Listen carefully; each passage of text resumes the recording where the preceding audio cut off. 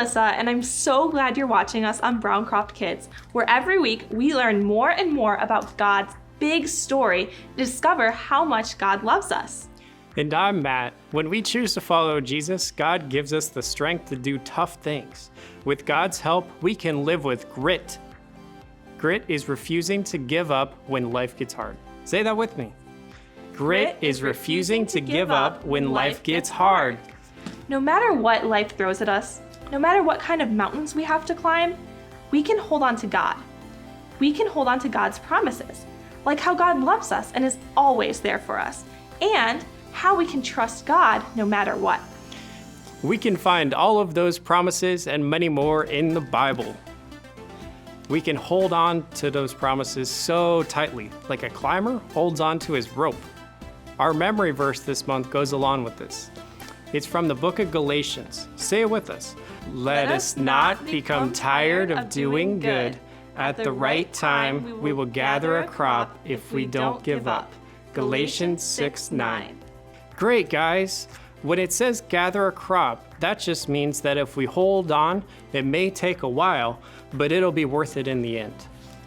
Over the past few months, we've been going through the Bible, all the way from the very beginning when God created everything. We learned about Adam and Eve, and then Abraham, his son Isaac, and his grandson Jacob. This month, we're learning about Jacob's 12 sons.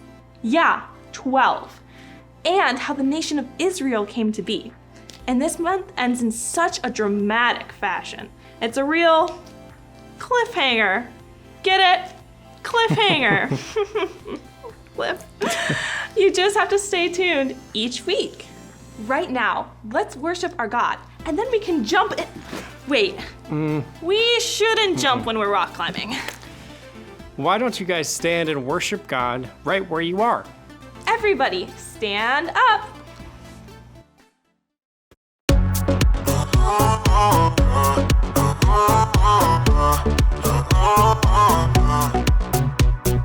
Everything keeps telling me to quit and not go where I'm going.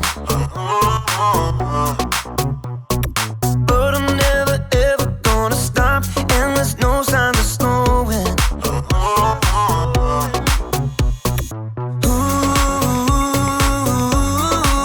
Not moving backward.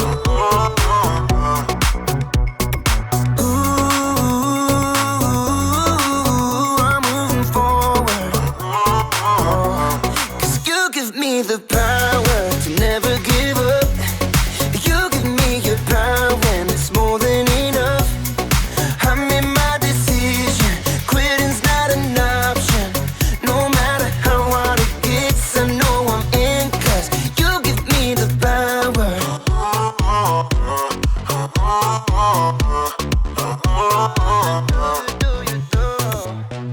I'm committed to your plan, so I'll follow all of my days.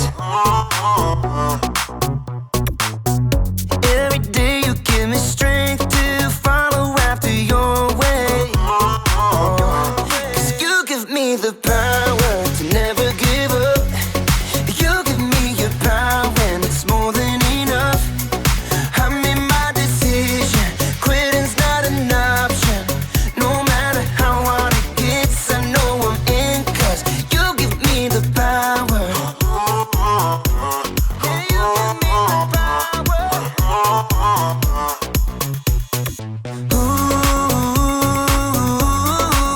Not moving backward.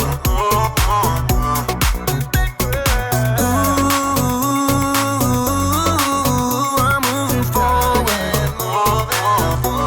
'Cause you give me the power to never give up. You give me your power and it's more than enough. I made my decision, quitting's not an option. No matter how hard it gets, I know I'm in, 'cause you give me the power. Yeah, God gives me the power. You give me the power.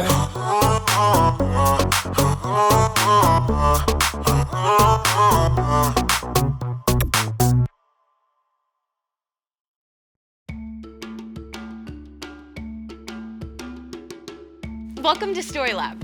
This week, we're talking about grit, while we take a look at the story of someone who had to craft their way out of a tight situation.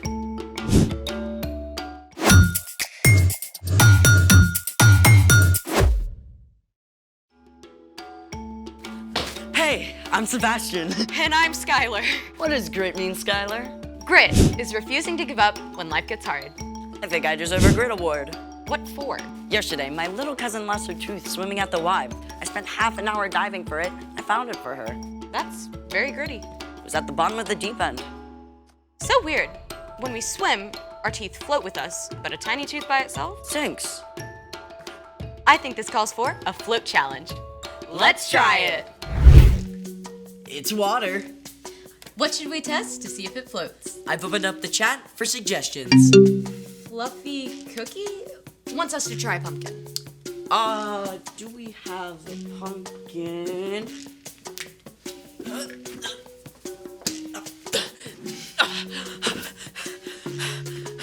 We have a pumpkin. Sink or float? I say sink.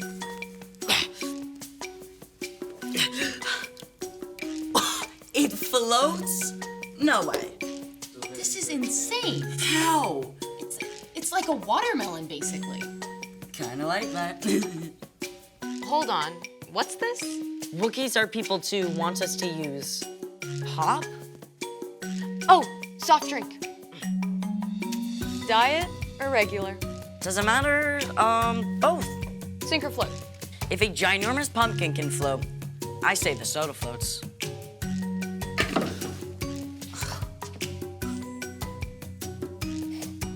What? Diet floats, regular sinks? They're the same size can with the same amount of liquid. I feel like everything's upside down. Do we have time for more? Speed round. Soap. Soap.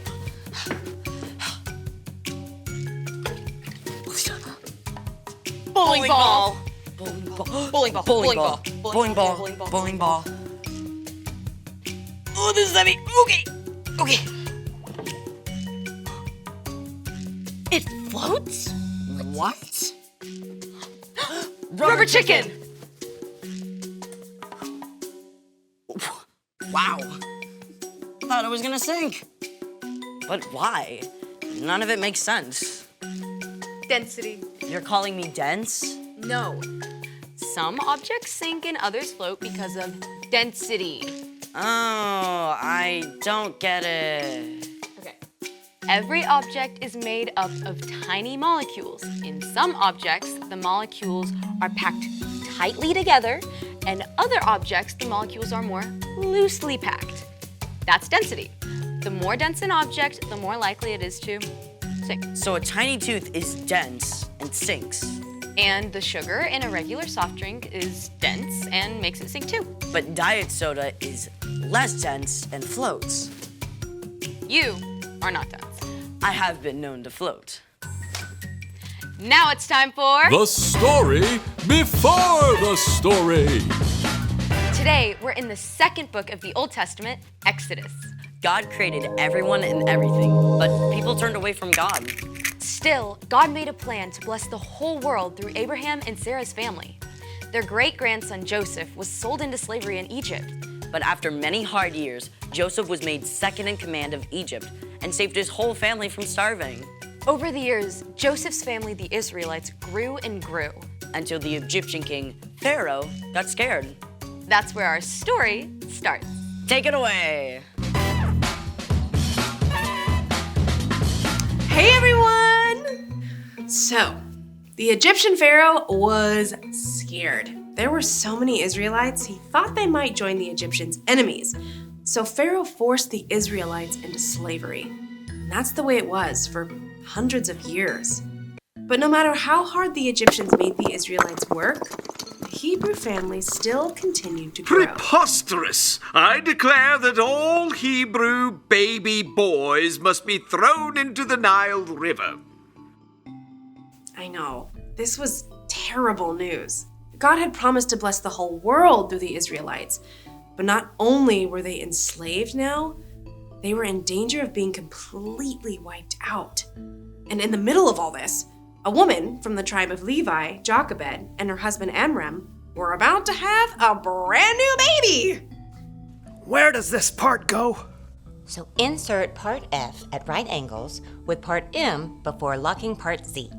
Pyramids have got nothing on crib assembly. So if Jochebed gave birth to a baby girl, they wouldn't need to worry about Pharaoh's law. But when Jochebed had her baby, you guessed it. It's a boy! Pharaoh is not touching this baby.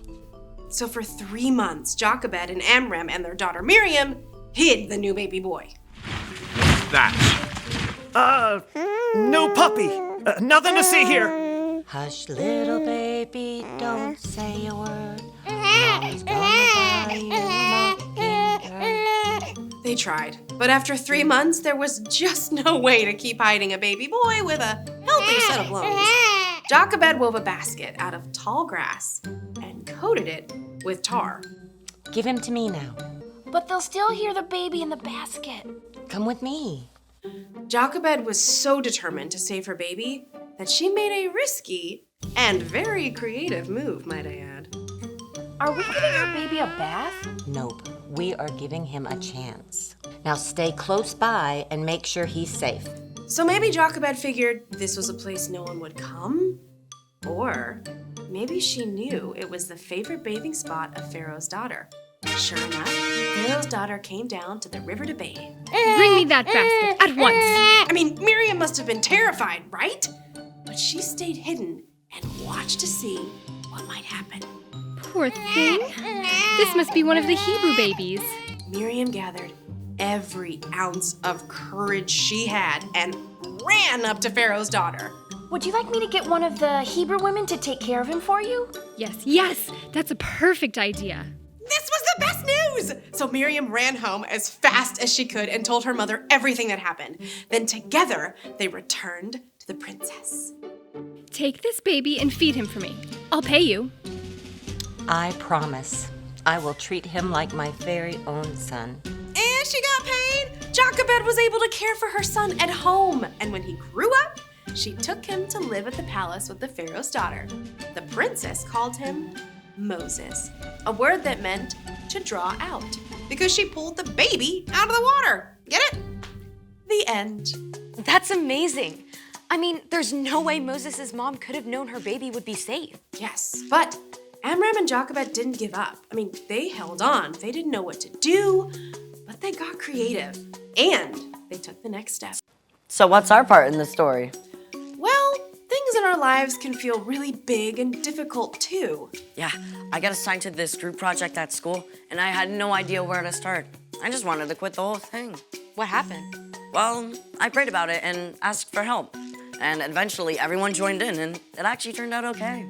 See? Yes! When you aren't sure what to do next, ask God for help. We can also think about how we can follow Jesus during difficult times.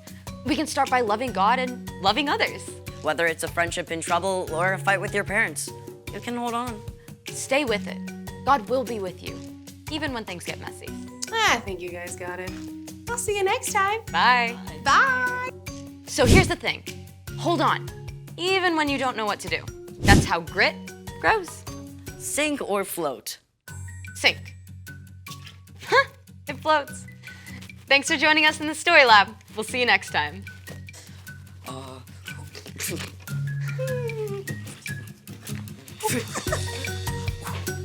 For last time.